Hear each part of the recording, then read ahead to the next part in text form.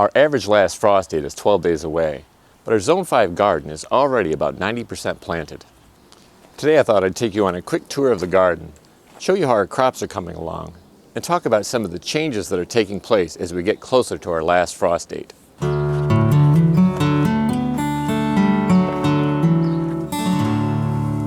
The first thing you'll probably notice is that I'm gradually removing the cover as we get closer to our average last frost date. I removed the plastic from this low tunnel and the glass tops from our cold frames behind me. I also detached the plastic from the front side of the hoop house, and I keep it vented most of the time now. All of the crops in this bed can handle a frost, but I keep the plastic in place just in case it gets much colder than expected and I need to protect them. I'll remove the cover from the top of the hoop house entirely within the next few weeks. Now let's take a look at what's growing in the hoop house. Most of the plants here in the hoop house are self-sown annuals and perennials that have been here all winter long. Plus there are some crops that we've intentionally planted. Now that it's spring, everything's really taking off, and this is where we get most of our harvest at this time of the year. The combination of self-sowing annuals and perennials has kept this bed growing and productive for years with very little effort on our part. Now let's take a look at what's growing outside of the hoop house.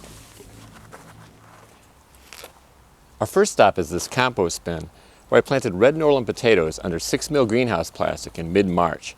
The potatoes are coming along very nicely, and if all goes well, we should have harvest starting in late May. I still have the plastic here just in case it gets cool enough that I need to cover them. I basically leave them uncovered if it's 40 degrees or above. Right next door to our potatoes, we have our little sunchoke bed. Sunchokes are perennials that produce very tall flowers. In our case, they get to be about 12 feet tall.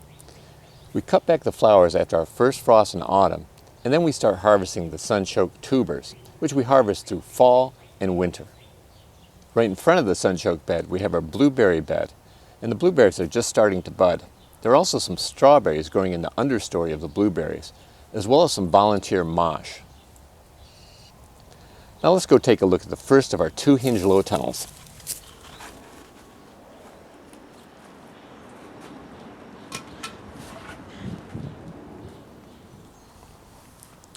Hey Oscar. The first thing you probably noticed about this hinge low tunnel is that I removed the outer layer of cover. This close to our last frost, the cool weather crops inside no longer need 2 layers of protection. In fact, they won't be needing this one much longer either. And we'll be removing this layer in just a few weeks. Let's take a look at what's growing inside. Excuse me, bud. Ooh.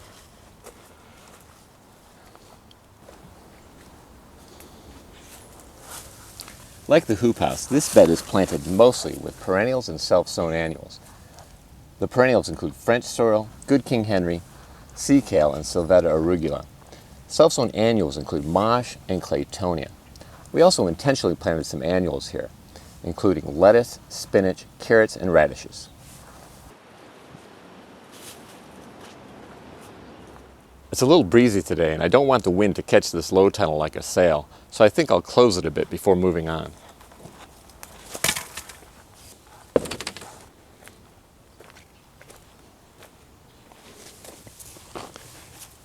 I planted sugar snap peas and purple Viking potatoes in this bed in mid-March, the same time I planted the red Norlands in the compost bin.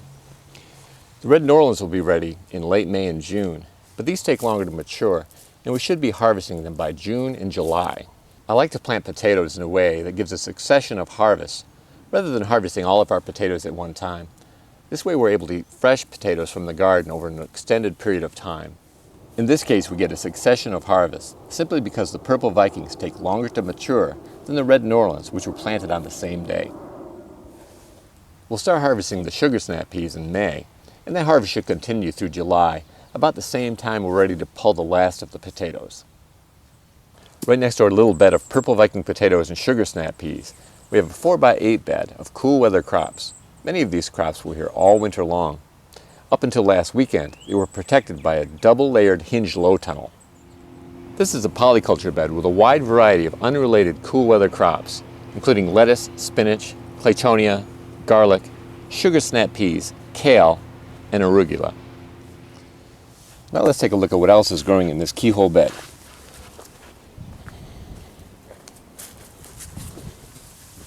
Here in this section of the keyhole bed, There's a bare patch of soil over in the corner where I planted carrots, beets, and turnips in March under a cold frame. The metal trellis you see laid flat there on the bed is there to protect the seedlings from birds and squirrels, which sometimes dig up the seedlings. In addition to the carrots I planted here in March, I also started some in February and in April. This is a good example of how I like to succession plant many crops, including carrots. Last weekend I planted Yukon Gold potatoes in this area to my right, mulched with leaves, and all blue potatoes in front of this cold frame. This is an example of how I like to succession plant potatoes so we have a continuous harvest through the growing season. Finally, in this bed, I planted Cushaw squash under this cold frame. Now let's head over to this side of the garden to see what's growing there and to talk about something I found there that was a complete surprise. In March, I planted carrots, turnips, and beets in this area under a cold frame. And last weekend, I moved the cold frame to another area of the bed where I planted panty pan squash. Also last weekend, I planted acorn and butternut squash in this cold frame, and kale, turnips, and beets over in this area. All the greens you see in front of me are music garlic and onions. The unexpected surprise I mentioned earlier is that last weekend, when I attempted to plant in this area, I removed some of the leaves and I found baby rabbits there. I immediately returned the leaves, and we've been keeping a close eye on the area to make sure the rabbits are okay.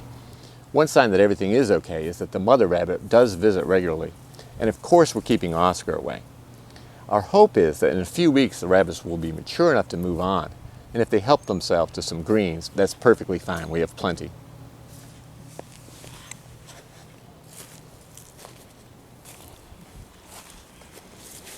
I hadn't planted anything in this area of the garden until last weekend, when I planted cucumbers and beets in this cold frame, petty pan squash and Swiss chard in that one, and in these grow bags I succession planted even more turnips, carrots, and beets. This area in front here, we'll plant beans there after our last frost. Now let's go take a look at the last of our annual beds.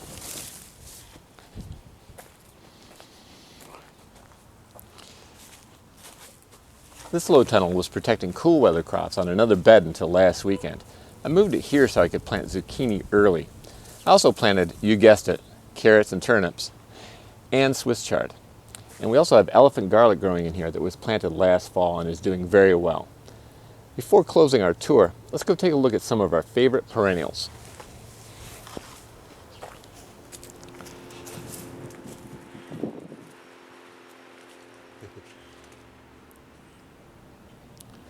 We have many edible perennials along the east side of our yard. Over there next to the fence we have some lovage, and there's apple mint through this area as well. And this is a peach tree that I planted last year. It'll be some years before it bears fruit, but it's doing very well. Next is our Asian pear tree, which should bear fruit this year. We're really looking forward to that. As you can see, our honeyberries, or haskaps, are well on their way. They should be producing fruit for us in May, which is earlier than any other crop, even our June strawberries. And we always like to add new perennials to our garden every year. Last weekend I planted this gooseberry plant and that heritage raspberry. I've never tried gooseberries before, but I'm confident I'll like them. I've never tried a fruit that I didn't like. Also in this area we've planted a number of things like collard greens, bok choy, and we eat these wild dandelion greens as well. And the last two perennials along the east side of our yard are two of our favorites. Our blackberries, which are delicious and produce like crazy, and our purple passion asparagus, which isn't up yet.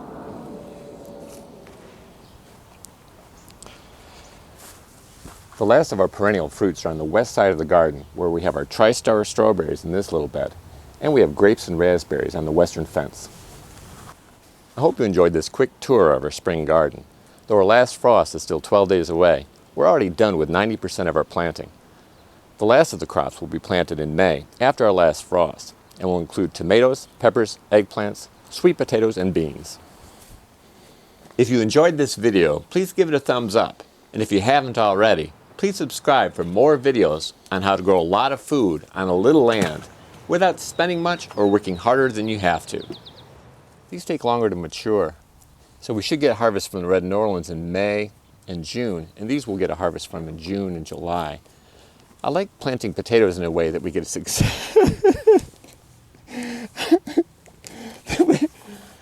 succession of harvests rather than having them all mature at the same time. You don't want me to get through this, Oscar? Ow!